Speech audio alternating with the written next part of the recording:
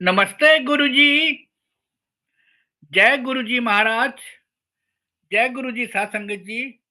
शुक्राना। गुरुजी महाराज the multilingual सेवादार team अब सबका स्वागत करती है। आज हम सबके बीच में गुरुजी महाराज की ब्लेस संगत डॉक्टर नीलम सिंह आंटी जी उपस्थित हैं। पुरानी संगत हैं जो कि अपने सत्संग शेयर करेंगी। गुरु परिवार की तरफ से आपका बहुत बहुत स्वागत है डॉक्टर नीलम सिंह आंटी। जय गुरु जी, ओवर टू यू।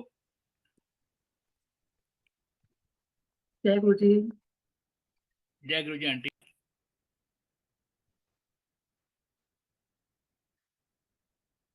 गुरु जी को प्रणाम, गुरु जी की संगत को मेरा सादर प्रणाम। बहुत शुक्राना है गुरु जी का। सबसे इम्पोर्टेंट है कि गुरु जी ने अपने आप से हमें जोड़ा। कि जुड़ना इज मोर इम्पोर्टेंट। मैं एक शब्द वाणी सुन रही थी, तो उसमें ये होता है कि एक बार गुरु महाराज जी कहते हैं कि अपने भक्त को तेरे को क्या चाहिए? तो कहते हैं कि प्रभु मुझे आप अपने चरणों की सेवा दे दें, अपनी सेवा में हमें लगा लें। तो वो कहते हैं ठीक है, तेरे को मैंने अपने चरण दिए, अपनी चरण सेवा में मैंने लगा लिया। अब व्हाट नेक्स्ट? तो अब वो बड़े हैरान होते हैं कि जब मुझे गुरु जी की सानिध्य में रहने का मौका मिल रहा है, तो उसकी नेक्स्ट क्या हो सकता है? उससे बड़ी कोई चीज़ तो हो नहीं सकती है। तो वो कहते हैं सोचो कि क्या हो सकता है उसके आगे? तो उनको नहीं समझ में आता, तो कहते हैं मैं तो सबसे बेस्ट चीज़ माँग ली है। तो कहते हैं कि इससे सबसे बेस्ट चीज़ जो है वो ये होती है कि अगर आप गुरु जी की चरण शरण में आए हो, तो उनके साथ वो प्रीति भी लगाओ। वो लगन भी होनी चाहिए। ये नहीं कि खाली आपने माना, गुरु जी को तो मानते लेकिन उनकी नहीं मानते जैसे। तो हमें जैसे हमारे अपने जो गुरुजी हैं, जो कहते हैं, जो समझाते हैं, हमें इनफैक्ट वही करना चाहिए। तो जो उनके चरणों के साथ जो प्रीति है ना, वो जो लगन है, वो होना बहुत इम्पोर्टेंट है। ये शब्द वाणी एक शब्द भी है, जिसे बहुत प्यारे इस बात की व्याख्या की गई है। तो सच में गुरु जी का शुक्राना जो हमें अपने आप से जोड़ा, क्योंकि ऐसी बहुत संगत है, जो गुरु जी के जिन्होंने दर्शन किए और वो गुरु जी से नहीं जुड़ पाए। तो वो गुरुजी जानते हैं, वो जानते हैं कि उनका अपना कनेक्शन क्या था, क्या नहीं है। लेकिन मैं अपना बताती हूँ कि लाइक मेरे को गुरुजी ने जोड़ा, इसका बहुत-बहुत शुक्राना गुरुजी आपका। 2000 में हमें गुरुजी के बारे में पता चल गया था कि गुरुजी ऐसे-ऐसे बड़े पावरफुल गुरुजी हैं जो दिल्ली में आए हैं। क्योंकि मेरी सिस्टर इन लॉ की शादी नहीं हो रही थी, तो पाल आंटी हैं तो उन्होंने मुझे ये कहा कि बड़े पावरफुल गुरुजी हैं, तो नीलम वहाँ जाके माथा टेकोगी तो शादी हो जाएगी। और लेकिन वही है कि लेकिन मन में ना बहुत इफ एंड बट्स रहते हैं। तो मैं तो बहुत जाने को मेरी इच्छा थी, लेकिन हस्बैंड ने कह दिया कि मैं किसी इंसान के आगे माथा नहीं टेकूँगा, तो वो नहीं गए। तो ये करते-करते देखिए हमें ऐसे 4 आ गया, लेकिन जाना नहीं हो पाया। कहते हैं गुरुजी की कॉल होती है। हालाँकि बुलावा बार-बार आ रहा था वहाँ से और मैं बहुत बेचैन भी रहने लगी कि मुझे गुरुजी से मिलना है, लेकिन हस्बैंड ने मना कर दिया। तो वही था ना जब गुरुजी ने जोड़ना था, तो कैसे वो जोड़ते हैं। तो एक बार हस्बैंड और मेरा किसी बात पे बहुत झगड़ा हो गया और झगड़ा हो गया तो मैंने घर छोड़ दिया। बेटी मेरी उस टाइम 4 साल की थी, बेटा मेरा 9 साल का था। और दोपहर में मुझे पाल आंटी ने एड्रेस दिया था कि देख लेना जब तेरी इच्छा हो तो तुम चले जाना। तो उस दिन मदर्स डे था तो मेरे को लगा कि चलो इतना झगड़ा हो रहा है घर में क्यों ना चलो बच्चों को मदर मतलब मैकडॉनल्ड लेके जाती हूँ मैं। तो मैकडॉनल्ड जब मैं गई तो बस ये सोच रही थी कि मैं कहाँ जाऊँ? तो जो एड्रेस उन्होंने दिया था वो मेरे हाथ में उस दिन आया और मेरे को लगा मैंने कहा वो आपको बड़ा भगवान-भगवान करती हैं गुरुजी। चलो आज मैं भगवान के दर पे जाती हूँ। और ये सोच के मैं वहाँ बसेस पकड़-पकड़ कर एम्पायर स्टेट पहुँची। जब मैं एम्पायर स्टेट पहुँची तो गुरुजी के बड़े-बड़े स्वरूप तो होते नहीं थे, इतना छोटा-सा स्वरूप बस मैंने देखा हुआ था। तो जैसे ही मैंने गुरुजी का माथा टेका बाहर से ही, मुझे नहीं पता भी गुरुजी कौन से रूम से निकल कर आएँगे, क्या था फर्स्ट टाइम था मेरा एम्पायर स्टेट में। तो ऐसे लग रहा जैसे किसी ने कहा आवाज़ दी हो कि अंदर से कि अकेले क्यों आई हो? और मेरे मन में लगा कि किसने बोला अकेले क्यों आई है? लेकिन मेरा गुरुजी ने 5 मिनट मेरा बैठना मुश्किल कर दिया। बेचैन हो गई मैं और लाइक जैसे गुरुजी मुझे कह रहे हो कि अपने हस्बैंड का कॉल लगा। तो मैंने हस्बैंड का कॉल लगाया और इन्होंने इतना ही पूछा कि एड्रेस बता। अब देखिए जब ये आए क्योंकि इनको तो किसी से मतलब नहीं और गुरुजी महाराज बैठे हुए थे साक्षात और शबद वाणी चल रही है।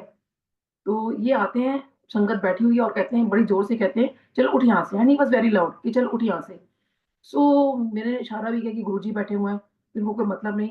बस क्योंकि चाय मेरे हस्बैंड की बड़ी कमज़ोरी रही है तो मेरे को बस मन में ये कहा कि चाय आ जाए कहीं से। तो जैसे ही ये मुड़े तो पूरी कोई सेवादार जबकि चाय नहीं दे रहे थे उस टाइम और जैसे ही ये मुड़े चाय प्रसाद इनके सामने। अब चाय देखकर जो है हस्बैंड बैठ गए क्योंकि इनको चाय पीने का मन हुआ। तो तो वे चाय पी रहे थे, थोड़ी देर में इनको मैंने देखा कि चाय पीते-पीते थोड़ा-सा शांत हो गए। तो इनको मैंने यही कहा कि अ, अपना आज्ञा भी मतलब अब लंगर प्रसाद भी करना होता है। ये मान गए, हम लोगों ने लंगर प्रसाद भी कर लिया। फिर इनको मैंने कहा कि आज्ञा भी लेनी होती है, तो ये उसके लिए नहीं माने, कहते ठीक है तुम आज्ञा लेकर आ जाओ, मैं बाहर खड़ा हूँ।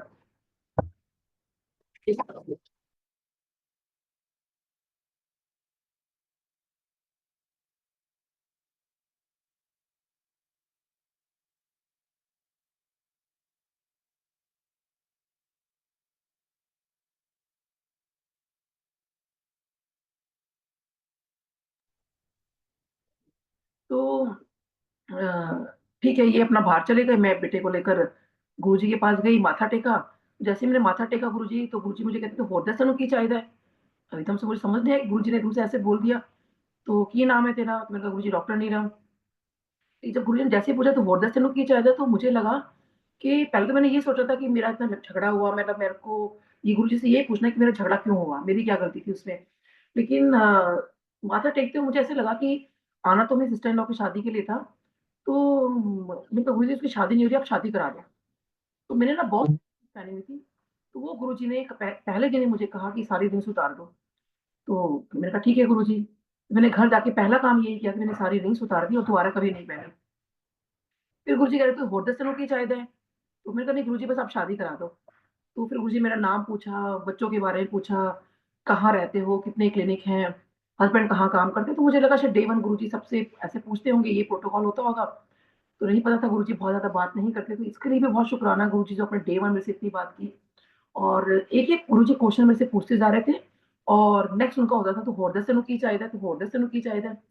तो मैंने यही कहा, मैंने कहा, "नहीं गुरुजी आप मुझे खाली ब्लेसिंग दो, ये मेरा बेटा है, इसको ब्लेस कर दो।"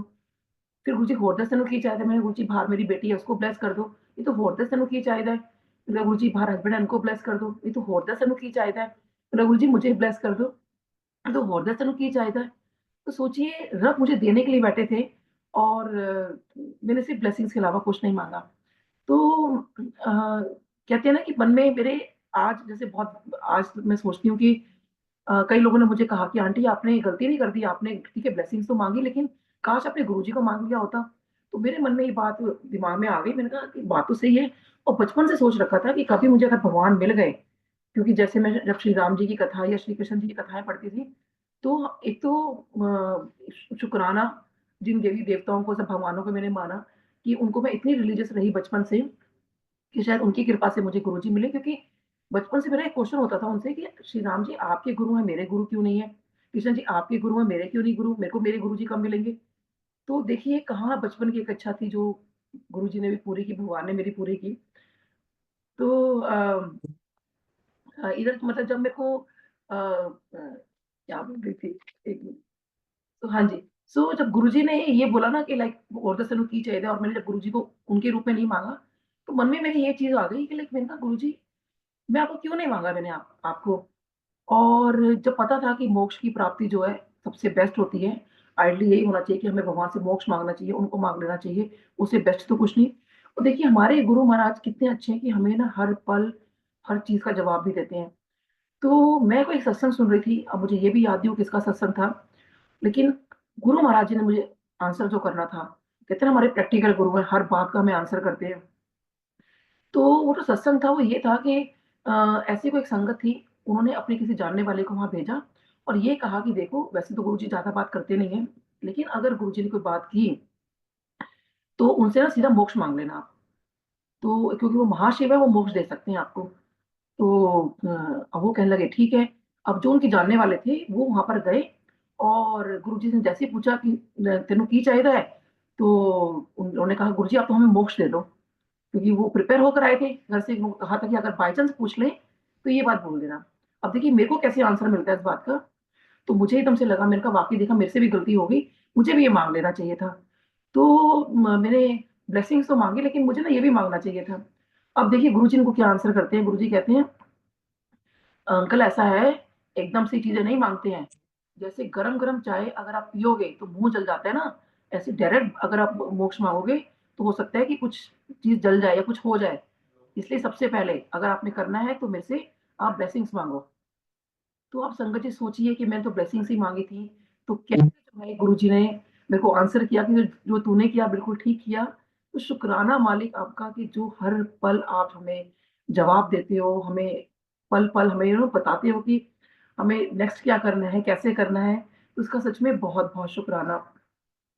अब डे 1 जो है देखिए जब हस्बैंड वहाँ थोड़ा उनको लगा कि बहुत शांत हो गए, कि मतलब मुझे लगा कि लंगर भी कैसे कर लिया इन्होंने। तो बाद में उन्होंने मुझे ये बात बताई कि कैसे जो है गुरुजी ने उनको वहाँ पर जब वो गुरुजी की तरफ देख रहे थे और गुरुजी इनको देख रहे थे, इनफैक्ट ये तो घूर रहे थे गुरुजी को।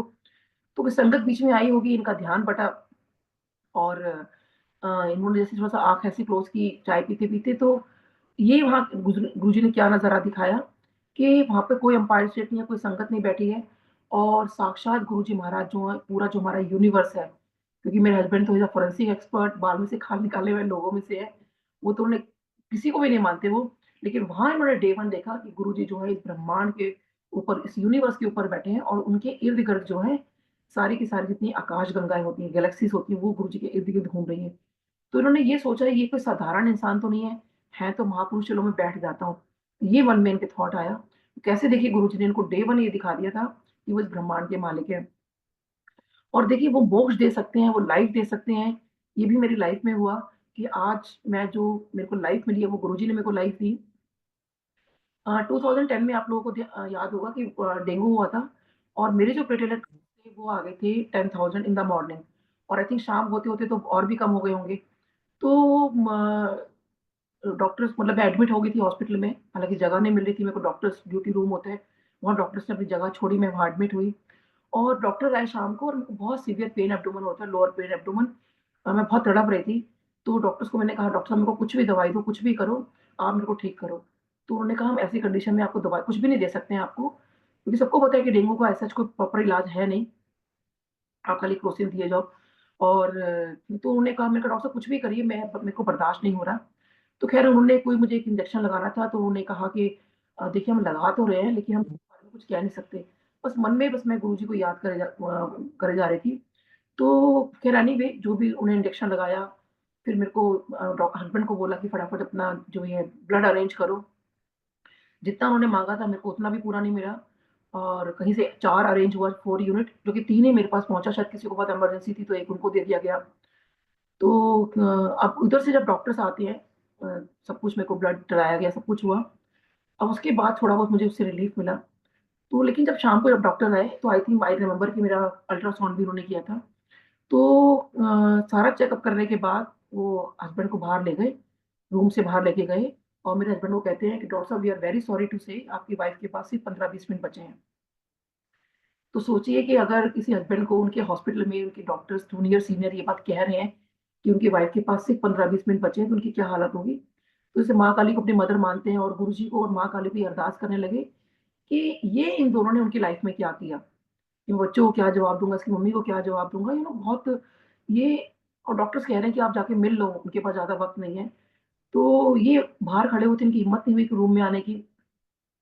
तो तभी वहाँ पे डॉक्टर निकल के जा रहे थे, तो एकदम से इनको कहते हैं कि डॉक्टर साहब इतनी रात को यहाँ पे कैसे खड़े हो? तो उन्होंने कहा सर ऐसे-ऐसे बात है, मेरी वाइफ को ऐसे-ऐसे जवाब दे दिया है और इस तरह से, मतलब मेरे को कुछ समझ नहीं आया। तो एकदम से कहते हैं, "अरे तुम लोग तो गुरुजी के पास जाते हो ना?" तो उन्होंने कहा, "हाँ सर जाते तो हैं।"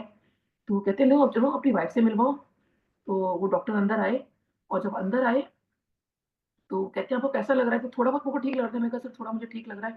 कहते हैं, "बोलो जय गुरु जी।" मैंने कहा, "जय गुरु जी।" कहते हैं, "आप हो गए बिल्कुल ठीक।"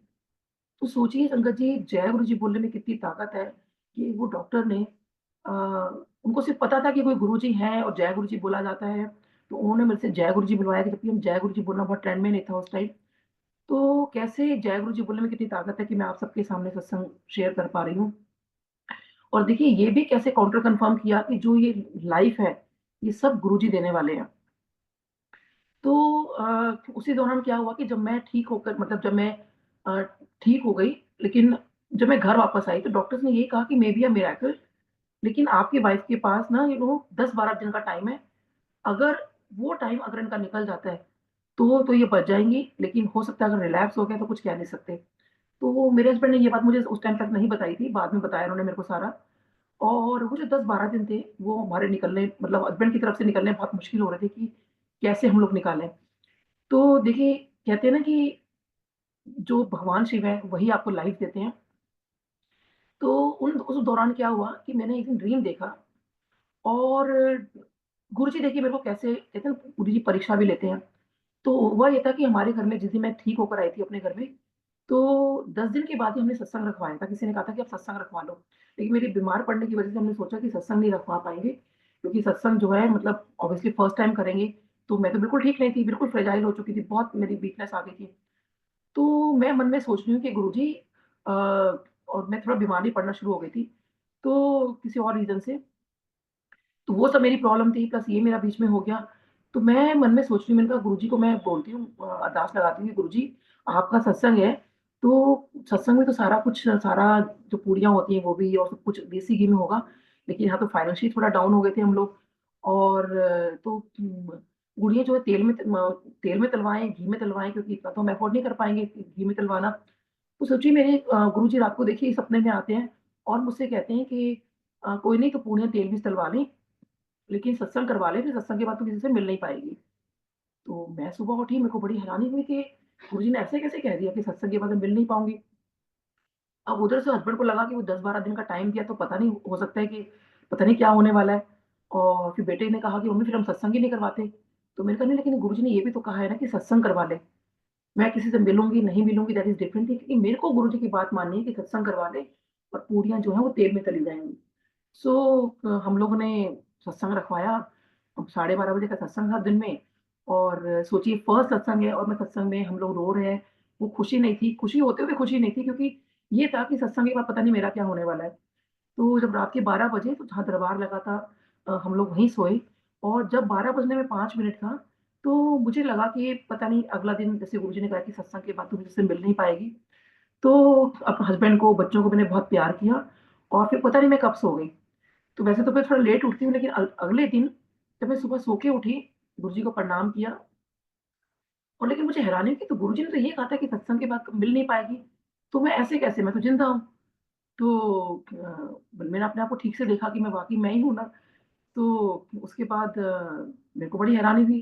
फिर मैंने कुकी आंटी को कॉल लगाया कि आंटी ऐसे-ऐसे बात है और गुरुजी ने तो ड्रीम में ऐसे कहा था। तो कहते हैं कि नीलम तू समझ नहीं पाई कि सत्संग करवा ले फिर किसी से तू मिल नहीं पाएगी। अगर वो सत्संग नहीं होता, तो शायद मैं किसी से मिल नहीं पाती। वो गुरुजी ने हमारे घर आके मुझे इतना ब्लेस किया और वो ब्लेसिंग्स भी देखिए मेरे को ड्रीम में दिखाई कि उसके बाद मुझे ड्रीम आता है कि जो यमराज जी हैं वो मेरे पीछे-पीछे भाग रहे हैं और मैं यमराज से भाग रही हूँ। तो भागते-भागते मैं अपनी मदर के यहाँ चली जाती हूँ और वहाँ पे कोई सरदार अंकल खड़े हैं। तो वो कहते हैं कि मैं उनको कहती हूँ कि अंकल आप ना मेरा नाम और मोबाइल नंबर लिख लो, मैं किराए की बात ना आपसे बाद में करती हूँ। तो एकदम से मुझे ध्यान आता है कि एक बार ऐसे ही गुरुजी ने अपने हाथों से मेरा नाम और मोबाइल नंबर लिखा था। तो जैसे ही मुझे ये ख़्याल आता है कि गुरुजी ने अपने हाथों से मेरा नाम और मोबाइल नंबर लिखा था, तो वो जो यमराज जी मेरे पीछे-पीछे भाग रहे होते हैं और वो एकदम से कहते हैं कि ओहो! इस गुरुजी ने तो मेरे सारे आँकड़े बिगाड़ के रख दिए। तो मैं एकदम से उनकी तरफ देखती हूँ कि क्या बोल रहे हैं? फिर वो दोबारा कहते हैं कि ओहो! इस गुरुजी ने तो मेरे सारे आँकड़े बिगाड़ के रख दिए। तो देखिए, उन्होंने एक आँकड़ा नहीं बोला, बोला कि सारे आँकड़े बिगाड़ के रख दिए और वो मुझे छोड़ के चले जाते हैं। तो एक शब्द वाणी में भी है ना कि यम ना नेड़े आवे। तो ये बात सच है कि अगर गुरु महाराज जी के आपके कहते हैं ना उन्होंने अगर आपको एंट्री अपने उसमें दे दी है, तो वो उनकी मर्ज़ी है। क्योंकि जहाँ देखिए लाइफ़ खत्म हो चुकी थी मेरी, डॉक्टर्स ने हैंड्स अप कर लिया था। ये मेरे को यमराज जी दिख गए थे, वो मेरे को लेने के लिए आए थे। लेकिन जब ये बात सुनते हैं कि गुरु जी ने मेरे अपने हाथों से नाम और मोबाइल नंबर लिखा था, तो जो है वो छोड़ के चले जाते हैं। सो म और देखिए ये जो चीज़ है, वो गुरु महाराज ही दे सकते हैं आपको लाइफ़। और ये लाइफ़ जो थी, देखिए मेरे को शायद मुझे अब लगता है शायद नहीं ये तो पक्का ही है कि जो लंगर प्रसाद गुरुजी ने हमें करवाया था, डबल लंगर प्रसाद, शायद उसी की ही ब्लेसिंग्स थी। तभी कहा कहते हैं ना कि जो लंगर प्रसाद है, जो भी प्रसाद आपको मिलता है, वो आप जो है पूरा ग्रहण करिए। लंगर प्रसाद जो है कभी हमें छोड़ना नहीं चाहिए। जो आपके सामने आ गया, that is your Prasad, your blessings. तो एक बार क्या हुआ था कि जब हम गुरु मतलब आई थिंक 2 अक्टूबर की बात है, 2004 की। तो उस टाइम हाफ ईयरली एग्ज़ाम चलते हैं, तो दोनों बच्चों का जो ना बर्थडे उन्हीं के आस-पास पड़ता है। तो मैंने ना 2 अक्टूबर को बर्थडे सेलिब्रेट किया। तो और शाम को पाल आंटी का फ़ोन आता है कि मासी जी ने कहा कि "अरे! तू एम्पायर स्टेट में होगी ना इस टाइम तो?" तो मैंने कहा, "नहीं, मैं तो एम्पायर स्टेट।" तो कहने लगी, "अरे! तू गुरुजी का ब्लेसिंग्स लेने नहीं गई?" तो मैंने कहा नहीं, मैं तो घर में सेलिब्रेट कर रही हूँ बच्चों का जन्मदिन, क्योंकि बहुत छोटे बच्चों का जन्मदिन थी, उनके बहुत सारे फ्रेंड्स हो जाते हैं, रिलेटिव्स हो जाते हैं। तो कहने लगे, अरे तेरे को तो लेने मतलब लेकर जाना चाहिए था बच्चों को आज के दिन। तो मुझे लगा कि अरे, तो मेरे से गलती हो गई, गुरुजी के होते हुए मैं क्या घर में सेलिब्रेट कर रही हूँ, गुरुजी के पास आशीर्वाद दिलाने क्यों नहीं गई। तो मैंने सबको कहा, पैकअप, सब जब अपने-अपने घर जाओ, हम गुरुजी के यहाँ जा रहे हैं। तो जब हम गुरुजी के यहाँ निकले, तो बहुत तेज़ बारिश शुरू हो गई, और जैसे ही बारिश शुरू हुई, मतलब इतनी बारिश थी कि घुटनों-घुटनों पानी भर गया, और हम लोग ये सोच रहे थे कि गुरुजी के मंदिर कैसे पहुँचेंगे।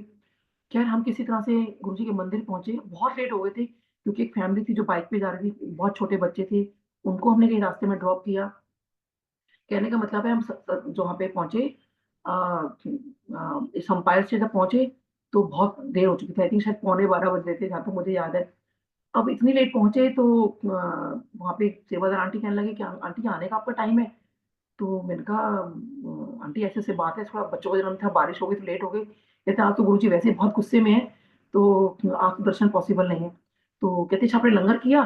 तो मैंने कहा नहीं, लंगर नहीं करना, क्योंकि मैंने घर से ही बोला था बच्चों को कि पूरा अच्छे से खा पी के चलना, क्योंकि वहाँ तो लंगर मिलेगा भी नहीं, और ना ही हमें लंगर करना है, क्योंकि हमें किसी को तंग नहीं करना, सिर्फ़ हमें गुरुजी का आशीर्वाद चाहिए।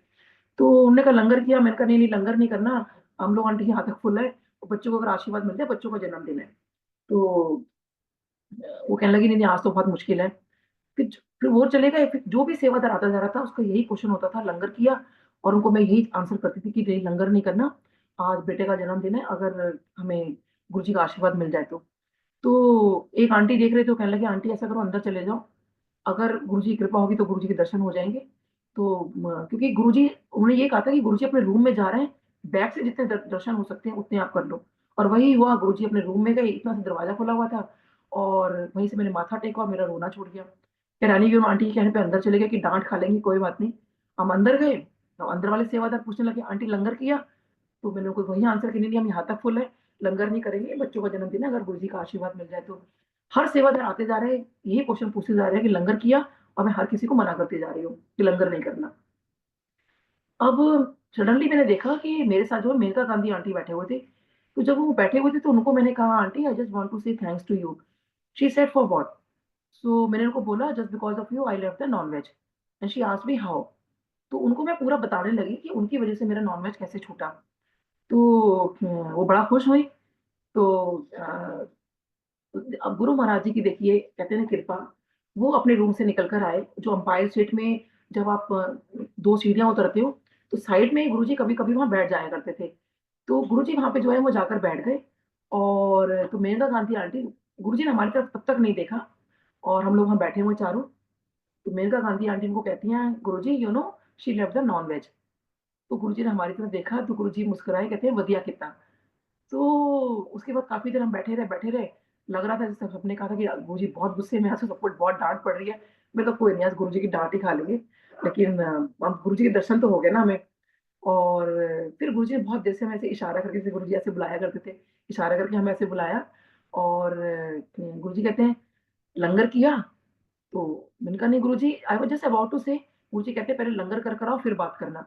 अब देखिए गुरुजी का हुक्म था कि लंगर कर कर आओ, तो मैं किचन में गई, बच्चों ने, हस्बैंड ने कहा कि हम बिल्कुल नहीं खा पाएँगे, 1 चपाती प्रसाद दे दो, उसके 4 हम बाइट कर लेंगे, और चारों एक-एक बाइट ले लेंगे। तो ये था कि गुरुजी की बात भी रह जाएगी और हमारा लंगर भी हो जाएगा। तो मैं अंदर गई, मैंने कहा, "अंकल बहुत रिक्वेस्ट है, प्लीज़ 1 चपाती प्रसाद देना, हम लोग नहीं खा पाएँगे।" मैंने आपको पहले बताया था। अब गुरुजी ने आज्ञा दी तो लंगर प्रसाद तो हमें करना ही पड़ेगा। तो बहुत रिक्वेस्ट की, लेकिन अंकल ने कहा, "ठीक है आंटी, मैं एक चपाती प्रसाद लेकर आऊँगा, आप बाहर जाके बैठो।" मैंने कहा, "अंकल प्लीज़ 1 चपाती प्रसाद।" उन्होंने, "हाँ, हाँ, मैं 1 चपाती प्रसाद ही दूँगा, आप बाहर जाके बैठो।" सो अब देखिए गुरु महाराज जी सामने बैठे हुए हैं, ज़्यादा संगत थी नहीं, क्योंकि वो हमें लंगर कराना था, तो कुछ सेवादार फिर रुक गए, और स सारी संगत तो जा ही चुकी थी। अब जब लंगर प्रसाद की थाली आती है, तो सोचिए संगत जी, जो 4 लोगों का नॉर्मल थाली होती है, लंगर होता है, दैट वाज़ अ डबल लंगर प्रसाद। अब डबल लंगर प्रसाद सोचिए, कहाँ तो हम एक चपाती प्रसाद को भी सोच रहे थे कैसे खाएँगे, दैट वाज़ अ डबल लंगर प्रसाद। और हमारे साथ कोई और संगत भी नहीं बैठी थी कि जहाँ हम किसी को बोले कि आप हमारे साथ शेयर कर लो, खाली हम चारों ही हैं और हमें लंगर करना है चारों को। तो बच्चे, हस्बैंड कहने लगे, "आप खाओ भई, क्योंकि हम तो नहीं खा सकते इतना।" अब मैंने गुरुजी की तरफ देखा, गुरुजी मुस्कुरा रहे थे, और हम लोगों ने फिर धीरे-धीरे लंगर करना शुरू किया। तो सोचिए कितना प्यारा वो गोल्डन मोमेंट था, कितना प्रेशियस वो मोमेंट था कि रब सामने बैठ के मेरी फैमिली को लंगर करवा रहे थे। और देखिए जब तक हम लोगों ने लंगर नहीं किया, वहीं बैठे रहे। तो सोचिए कि कितनी हम धीरे-धीरे लंगर कर रहे थे, क्योंकि खाया नहीं जा रहा था हम लोगों से, लेकिन गुरु महाराज जी की आज्ञा था, गुरु जी का लंगर है और साक्षात गुरु जी महाराज सामने बैठे हैं, तो हम लंगर कैसे छोड़ सकते हैं?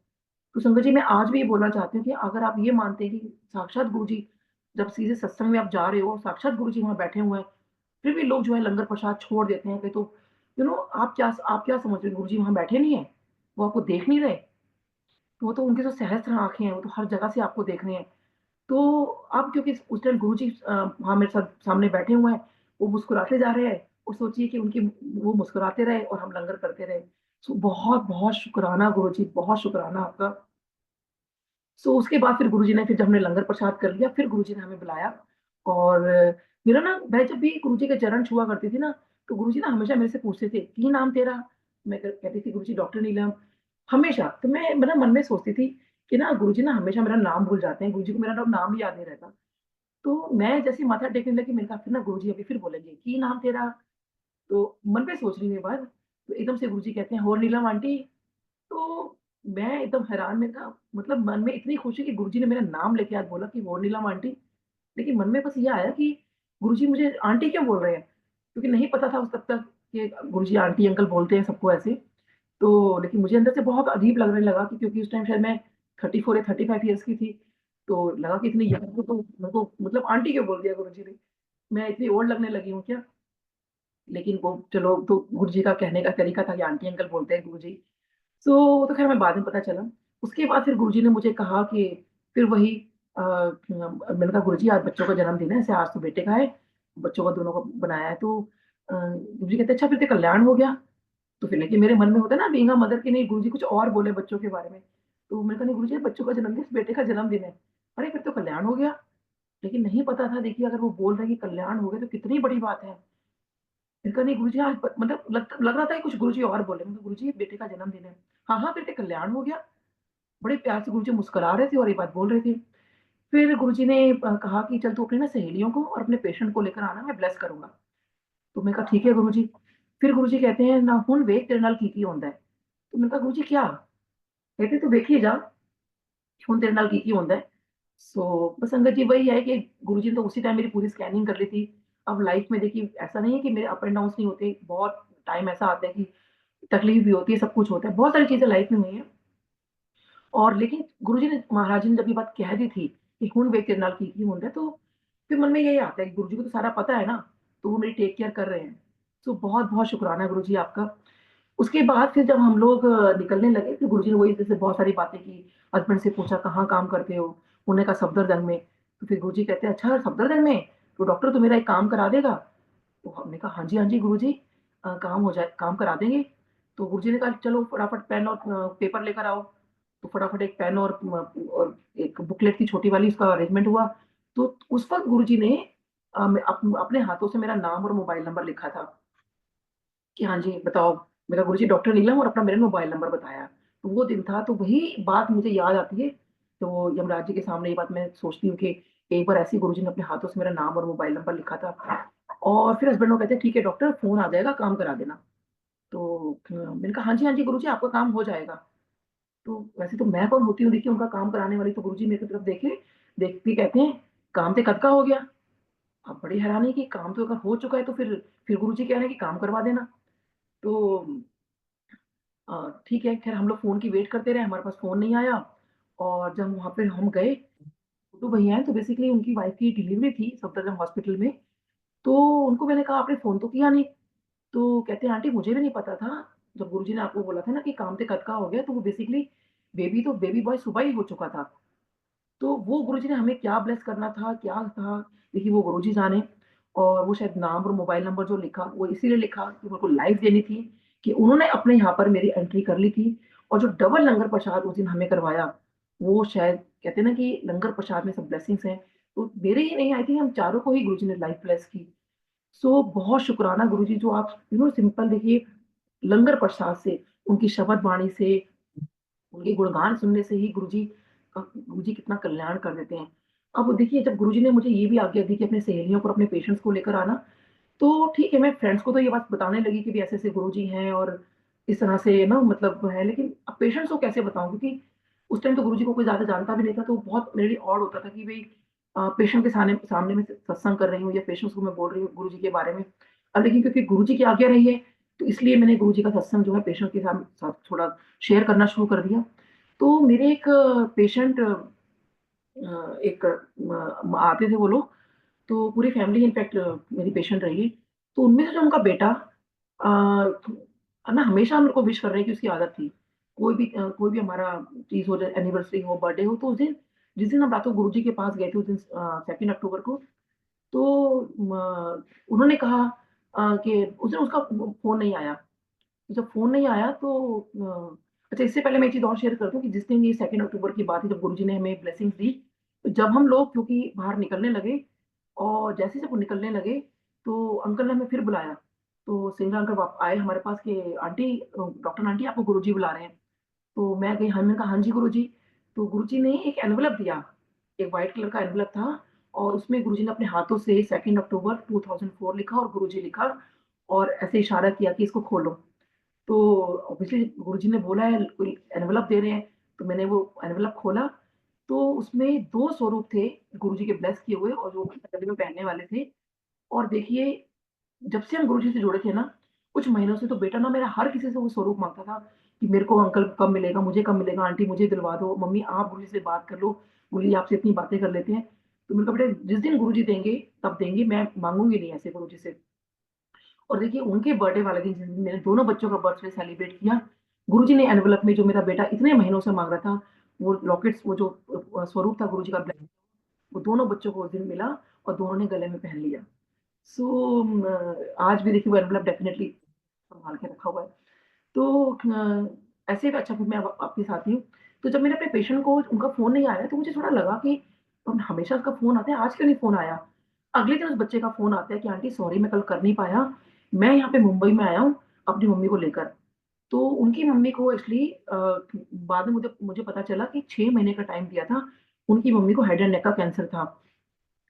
तो कहते हैं ऐसे-ऐसे मैं मुंबई में आया हूँ आंटी और डॉक्टर्स ने ऐसे-ऐसे मतलब बोला है।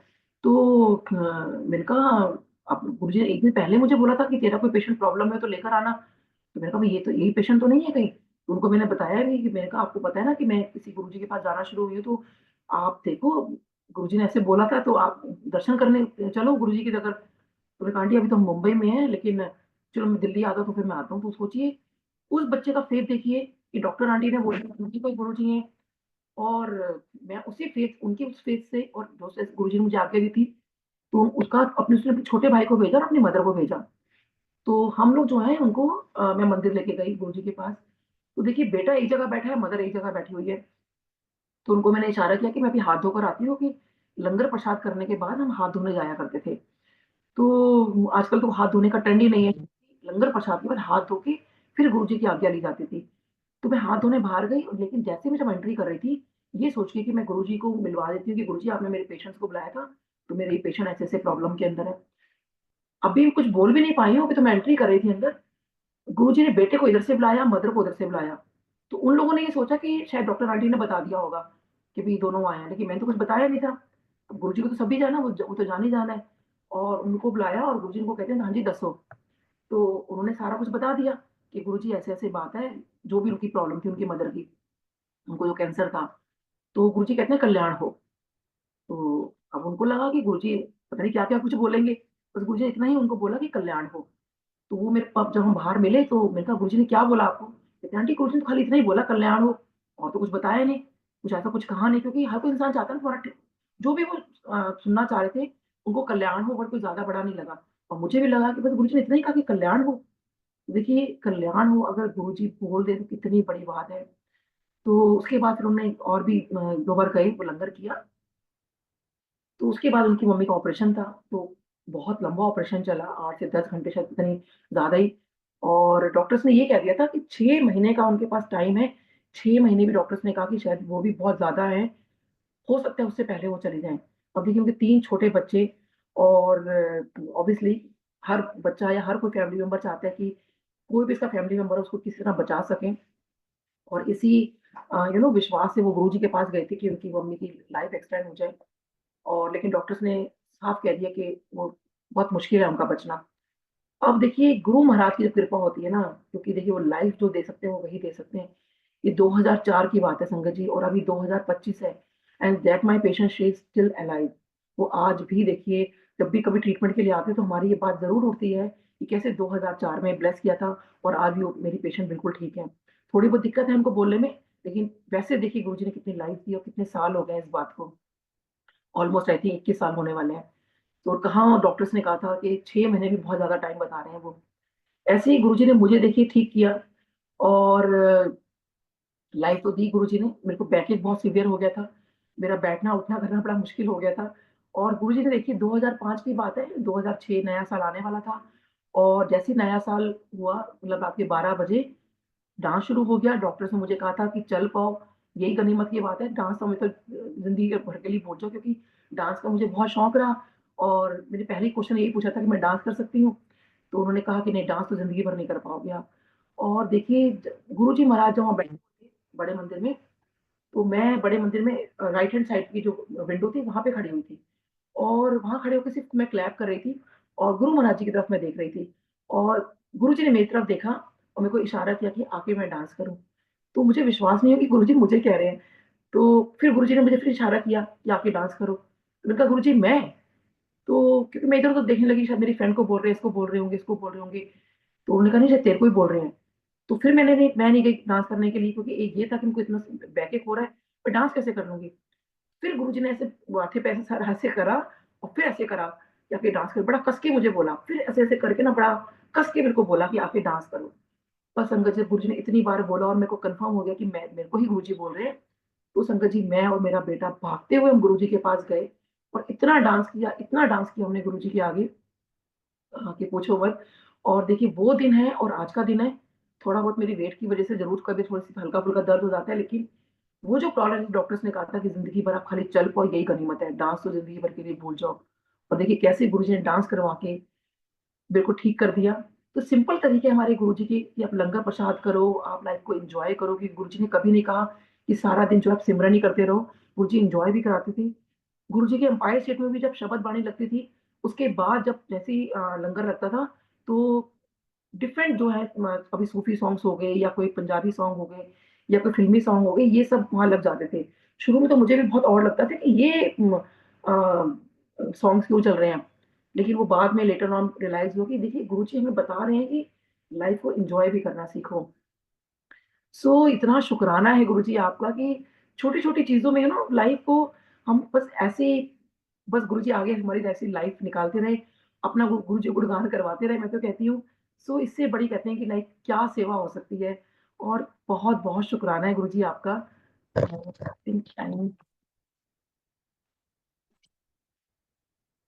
सो ऐसे ही एक बार क्या हुआ कि लाइक मेरे को ना थायरॉइड की प्रॉब्लम हो गई, हाइपोथायरायडिज़्म था। तो उधर से क्या था कि मेरा गला बंद हो गया, मेरे को टॉन्सिल्स हो गए, बहुत सीवियर टॉन्सिल्स हो गए। तो मेरे एक राखी ब्रदर हैं, वो भी डॉक्टर हैं, तो उन्होंने मुझे कहा कि नीलम तेरी इतनी हालत खराब है, तू एक काम कर, तेरा गला बिल्कुल बंद हो जाएगा, और तू आज के आज ही जा और अपना ऑपरेशन करवा टॉन्सिल्स का। और क्योंकि मेरा गला बिल्कुल, मेरी आवाज़ ही नहीं निकलती, जैसे किसी का गला बैठ जाता है ना बहुत बुरी तरह से, तो कितनी मुश्किल से बोलता है। तो देखिए कितना मुश्किल हो गया था मेरा किसी से बात-वात भी करना, और मेरी आवाज़ ही नहीं निकलती थी। तो अब उधर से टेस्ट-वेस्ट करवाए कि चलो अगर ऑपरेशन करवाना है, टेस्ट वगैरह तो कराने ही पड़ेंगे। लेकिन मैं बिल्कुल फ़ेवर में नहीं थी, क्योंकि being a doctor head and neck के बारे में, क्योंकि जितना हमें नॉलेज होती है उतना डर भी लगता है कई बार। और तो मुझे लगा कि नहीं-नहीं, अगर डॉक्टर से ऐसी गलती हो गई या वैसी गलती हो गई, इतना ऐसा एरिया होता है ये तो। तो खैर एनीवे अ, उससे पहले फिर मैंने कहा चलो गुरुजी के तो माथा टेकना ही है। तो शाम को मैं गुरुजी के पास जाना था, और मैं हस्बैंड ने कहा कि ना एक काम करो, अपनी रिपोर्ट्स गुरुजी को दिखा देना आज।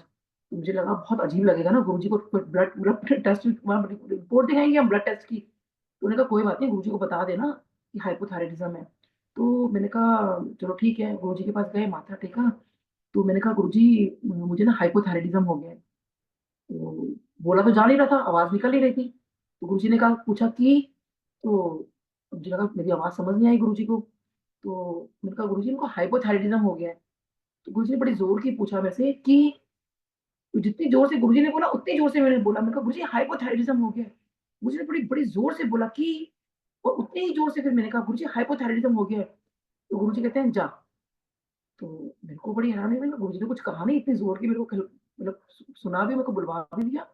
तो हमारे सेवादार अंकल खड़े थे, उनके पास मैं गई, मैंने कहा अंकल मेरे गुरुजी को कोई प्रॉब्लम बता रही हूँ, और गुरुजी कहते हैं गुरुजी ने क्या कहा? कहते हैं मैंने कहा गुरुजी ने कहा जा। तो कहते हैं आंटी बीमारी जा। गुरुजी का मतलब है बीमारी गई आपकी अब।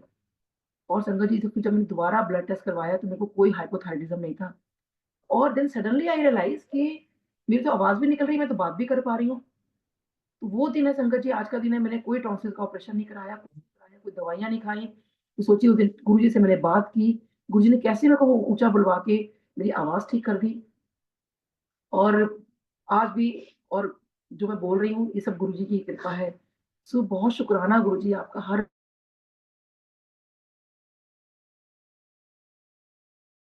बहुत पेट में दर्द रहता था, उनका डायग्नोज़ नहीं हो पा रहा था। तो उनको मैंने कहा एक काम करो आज अपना गुरुजी से बोल देना।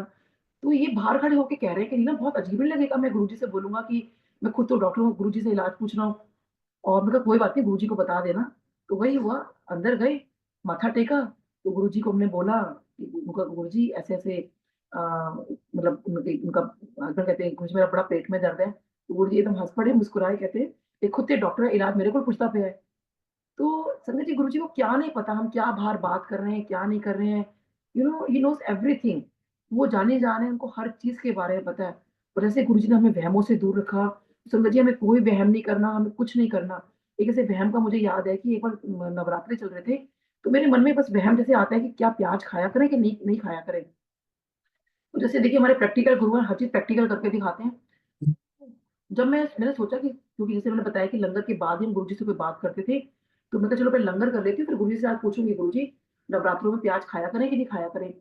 तो अब गुरुजी के लेफ्ट हैंड साइड पे हम लोग वेट करते हैं, वहाँ मैं लंगर करती गुरुजी के सामने। और संगत जी जब लंगर प्रसाद आता है, देखिए उससे पहले कभी नहीं हुआ और उसके बाद कभी नहीं हुआ, गुरुजी के टाइम के लंगर प्रसाद में। ये फर्स्ट टाइम था और नवरात्रे ही चल रहे हैं। तो उस टाइम पहली बार मुझे प्याज का प्रसाद मिला, गोल कटा हुआ जो प्याज होता है। तो मैंने गुरुजी की तरफ देखा, गुरुजी मुस्कुरा रहे थे, तो कहना है बिन बोलिया सब कुछ जानदा। तो उन्होंने तो मुझे प्रैक्टिकल करके दिखाया। अब लंगर प्रसाद में अगर प्याज का प्रसाद है और वो भी एम्पायर स्टेट में गुरुजी के सामने, वो तो मुझे खाना ही था। तो कैसे गुरुजी ने बता दिया कि प्याज खा सकते हो। तो संगत जी जब हम गुरुजी के यहाँ जुड़ते हैं ना, तो हमें किसी चीज़ का कोई वहम नहीं करना। कुछ भी ऐसा नहीं सोचना कि हम लोगों ने ऐसा करा है तो ऐसे ही। आप कम से कम गुरुजी से जुड़ो तो सही। कहते हैं गुरुजी कलयुग में आए, इस चीज़ के लिए मुझे इस बात का यही मैसेज मिलता है कि उसे जोड़ने के लिए आए कि तुम जुड़ो तो सही भगवान से। अपने एक्सक्यूज़ेज़ मत लगाओ कि आज ऐसा हो गया, आज वैसा हो गया, आज ये बात है, आज वो बात है। अरे आओ तो सही, पता नहीं कब किस पल गुरुजी ब्लेसिंग्स दे दें। एक मैं ऐसे ही क्या हुआ कि मेरे को पीछे ना कोई किसी का मैं कुछ पूछ रही थी, तो डीजे आंटी वहाँ बैठे हुए थे। तो मैंने कहा आंटी कुछ ना लोग वहम करते हैं कि भई कई बार जैसे हमारे झूठे हाथ होते हैं, वो हमने आरती कर दी है या कुछ कर दिया है। तो कहती है आंटी देखो वैसे तो आईडी होता ये था कि हाथ धोकर आप आओ मतलब और जो है आरती को करो। लेकिन क्या होता है ना कि जब अगर कुछ ऐसा मौका होता है कि हम हाथ नहीं धो पा रहे हैं, किसी रीज़न से कुछ भी है, तो उन्होंने मुझे आंसर किया कि बेसिकली पहली बात तो भगवान जो है भाव देखते हैं आपके। वैसे तो हमें वो प्रोटोकॉल फ़ॉलो करना चाहिए जो गुरुजी के टाइम होता था। ये कई बार हमारी चीज़ें ऐसी हो जाती हैं लेकिन वो भी गुरुजी करवाने वाले होते हैं। कहते हैं कि एक बार क्या हुआ है कि एक आंटी ने लंगर किया और लंगर करके जैसे ही वो उठी वहाँ से, तो एकदम से गुरुजी कहते हैं शायद वो पास ही बैठी होंगी कि आंटी चल मेरे तो चरण दबा। अब वो कहते हैं गुरुजी मैं हुणे आई। तो वो चले गए हाथ धोने कि मैं गुरुजी को बिना हाथ धोए कैसे छू लूँ मैं? हाथ गंदे हैं क्योंकि वो उन्होंने लंगर किया है। तो जब वो हाथ धो के गुरुजी के पास आती हैं, तो गुरुजी कहते हैं कि आंटी तेरा टाइम लग गया। अब टाइम गया वो ब्लेसिंग्स का, वो वही टाइम था जब तेरे को मैंने ब्लेस करना था। तो बात वही आती है संगत जी कि जो हम गुरु जी महाराज जी के पास आ रहे हैं, मेन है कि आप जो है भाव से आप आइए। क्योंकि भाव होना बहुत ज़रूरी है, अगर अंदर भाव ही नहीं होगा, तो कहीं कुछ भी आप कितनी मर्ज़ी पूजा कर लीजिए। देखिए शिव पुराण में भी लिखा है और दूसरा जैसे गुरु जी ने कहा कि निंदा-चुगली नहीं करनी किसी की भी, तो शिव पुराण में भी लिखा है कि जब आप ये सब चीज़ें करते हो और भाव नहीं होता, जो भी आप पूजा-पाठ कर रहे हो, तो वो 5 वर्ष जो है आप पीछे चले जाते हो। तो वो 5 वर्ष हम 20 सालों तक बेशक पूजा करते रहे, लेकिन अगर हम बीच में कुछ ऐसी चीज़ें कर रहे हैं और गुरुजी की बातों को फ़ॉलो नहीं कर रहे हैं, जैसे उन्होंने कहा है, वो शिव पुराण में भी जब गुरुजी ने देना शुरू किया था, तो कुकी आंटी को बोला था कि तुम ये पढ़ो, तुम्हें पता चलेगा कि मैं की करदा। तो जब वो करने वाले सब कुछ वही हैं, तो बस वो भाव लेकर आओ और नहीं तो वही है कि हम अपनी पूजा से फिर पीछे-पीछे हटते रहेंगे और फिर यही शिकायत लगाते रहेंगे कि हे ईश्वर, हे गुरुजी, आप तो हमारे लिए कुछ कर नहीं रहे, इतने साल हो गए हमें पूजा-पाठ करते हुए। तो वही है कि जो हम गुरुजी को मानते हैं, तो प्लीज़ उनको भी मानें। क्योंकि आज की संगत में क्या हो रहा है कि इतना कुछ लेविश कर रहे हैं, इतना कुछ वो हो रहा है। देखिए जिसका सामर्थ्य है वो करे, लेकिन वो मतलब कॉम्पिटिशन ना लगाएँ। और मेरा तो ये मानना है कि अगर आप इतना पैसा खर्च कर रहे हैं, देखिए हमारे समाज में बहुत लोग नीडी हैं। कितने बच्चे, कितने बुजुर्ग हैं जो वृद्धाश्रम में हैं, कितने ऐसे अनाथ बच्चे हैं, कितने ऐसे हैं जिनको स्पेशल चाइल्ड है, उनको वाक़ई बहुत ज़रूरत है। उनकी बस कोई लोग वहाँ डोनेट बहुत कम करते हैं। तो प्लीज़ जाइए, अपने आस-पास देखिए, जहाँ-जहाँ आप सेवा कर सकते हैं, वहाँ आप सेवा करिए। जितना मतलब कहते हैं ना कि 10वाँ भाग या कुछ अपना भाग वहाँ पर लगाइए। तो जितना आप किसी की हेल्प कर सकते हो, तो वहाँ आप जाके मदद करिए, बजाए इसके कि आप बहुत लेविश खर्च कर रहे हैं। वो गुरुजी आपके भाव देखते हैं, आपकी सेवा देखते हैं। और मैं ये नहीं कहूँगी, लेकिन जिसके पास सामर्थ्य है, वो ज़रूर डेफ़िनिटली करे, लेकिन वो इसमें भी ज़रूर सोचे कि उसमें से अगर हम 10% भी बचा लें, तो पता नहीं किसका भला हो जाएगा। सो सत्संग तो बहुत है, बट मैं अपनी वाणी को यहीं विराम देना चाहूँगी। और हाँ, एक बार मेरे को गुरुजी ने कहा था, जब वो जय गुरुजी वाली बात हुई थी, उन्हीं दिनों की बात है, उस टाइम गुरुजी मेरे ड्रीम में आए थे। जब जय गुरुजी मैंने बोला था और मेरे को लाइफ मिली थी, तो गुरुजी मुझे ड्रीम में आके कहते हैं कि जब भी तू किसी प्रॉब्लम में हो, मुसीबत में हो, तो 3 बार बोलना, जय गुरुजी, जय गुरुजी, जय गुरुजी। तो संगत जी, आज का सत्संग इसी के साथ मैं समाप्त करती हूँ। जय गुरुजी, जय गुरुजी, जय गुरुजी। और बहुत-बहुत शुकराना अंकल कि for inviting me on this platform. भाई बहुत शुकराना, बहुत अच्छा आप काम कर रहे हो। इतने सारे जो गुरुजी की चीज़ें हैं, आप संगत तक मतलब आप एक माध्यम बने हो, जो लोगों तक आप पहुँचा रहे हो। जो फॉलोअर्स हैं वो भी और नॉन फॉलोअर्स को भी जो कि मल्टीलिंगुअल से जो भी जुड़ रहे हैं। सो बहुत-बहुत शुकराना गुरुजी का, और आयु संगत का भी बहुत शुकराना। जय गुरु जी अंकल। जय गुरु जी। डॉक्टर नीलम आंटी, डॉक्टर नीलम आंटी, आप मल्टीलिंगुअल की पुरानी सेवादार आंटी हैं। ये सब आप भी सूत्रधार हो यहाँ की, इस ग्रुप की। तो हम तो जैसा आप गाइड करते आए हैं और जो बाकी संगत हैं, हम तो आप लोगों को सुनते हैं, है ना? तो जैसा महाराज की कृपा बनी हुई है और आगे भी बनी रहेगी। और मैं इसी के साथ ही भानुजा आंटी को रिक्वेस्ट करूंगा, प्लीज अपने आप को अनम्यूट करें। Bhanuja चुगा aunty, over to you.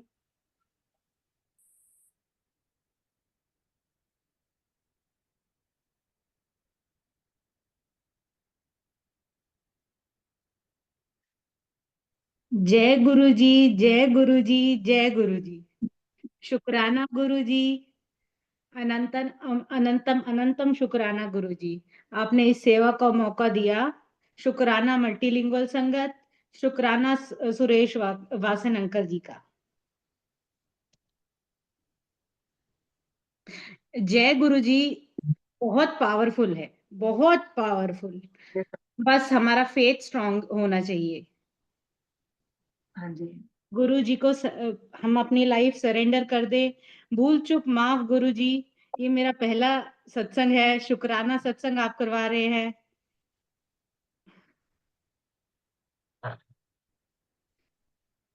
बस हमें गुरु जी के आगे अपनी अरदास रखें सच्चे दिल से। गुरु जी जरूर सुनते हैं, सबकी सुनते हैं गुरु जी।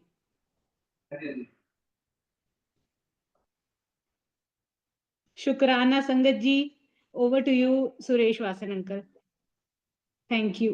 भूल चूक माफ। जय गुरु जी। डॉक्टर नीलम आंटी, जय गुरु जी अंकल। बहुत ही प्यारे प्यारे मैसेजेस दिए हैं आपने। आपके सत्संग हमने बहुत बार सुने हैं, लेकिन हर बार कुछ ना कुछ नई चीज हमको सुनने को मिलती है। ये महाराज की कृपा है। अभी आपने आधे से ज्यादा सत्संग तो अभी पूरे बताए भी नहीं है। हाँ अभी जी तो आने वाले समय में बोल बस दिया भाई। अरे जैसे महाराज। बोल दिया तो। अरे शुक्राना बोल दिया सुरेश वासन